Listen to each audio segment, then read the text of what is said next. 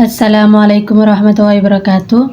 Yang saya hormati dosen pengampu psikologi perkembangan yakni Bapak Dr. Andus Arwadi MPDI. Perkenalkan, nama saya Siti Khairunisa. Saya dari Prodi PAI kelas 3D. Di sini saya akan menjelaskan tentang perkembangan pada masa bayi. Perkembangan pada masa bayi itu yang pertama yaitu perkembangan fisik dan motorik. Masa bayi dibatasi dalam 2 tahun pertama setelah kelahiran dan sering disebut juga sebagai periode vital karena kondisi fisik dan psikologis bayi itu menjadi fondasi yang kokoh bagi perkembangan selanjutnya. Masa bayi berakhir sekitar usia 2 tahun, yaitu ketika anak mulai menampilkan ciri-ciri manusia kecil yang berbeda dari kondisi awalnya.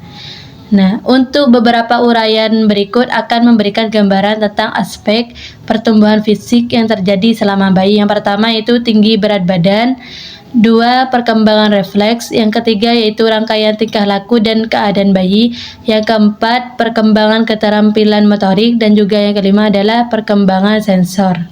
Refleks-refleks yang muncul pada bayi itu ada 3. Yang pertama yaitu refleks menghisap dan mencari.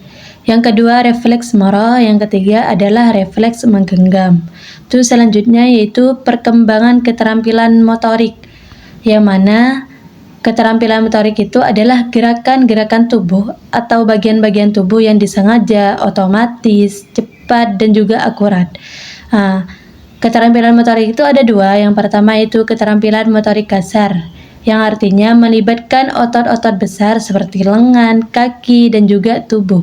Yang kedua yaitu keterampilan motorik halus, yang mana keterampilan motorik halus ini melibatkan otot-otot kecil seperti tangan dan jari untuk menyentuh dan juga memegang.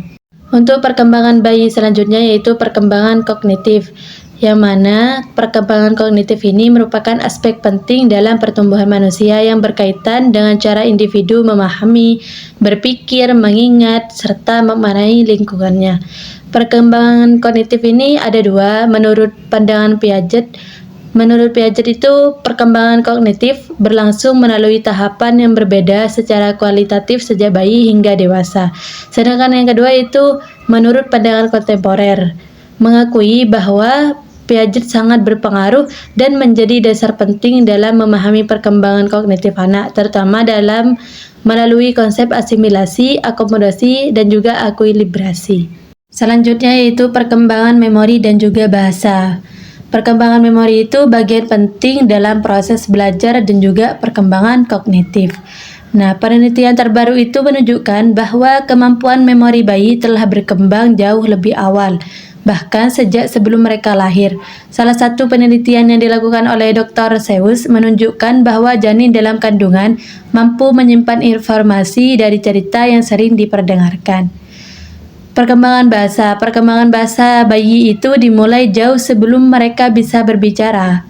Sejak usia dini, bahkan sejak dalam kandungan, bayi sudah mampu mengenali suara dan meresponnya. Selanjutnya yaitu perkembangan psikososial, yang sangat berkaitan dengan perubahan emosi, kepribadian, dan juga hubungan sosial dengan orang lain. Pengalaman sehari-hari seperti pemberian makanan atau perhatian membantu bayi memahami siapa yang mereka percaya dan apa yang mereka sukai.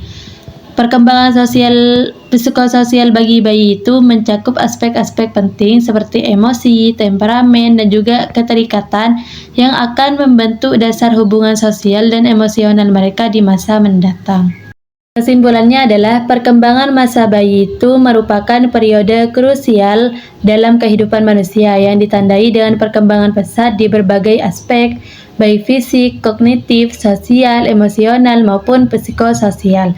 Sejak lahir, bayi sudah menunjukkan kemampuan dasar dalam persepsi, memori, bahasa, dan juga emosi yang terus berkembang seiring interaksi mereka dengan lingkungan, terutama dengan pengasuh utama seperti ibu.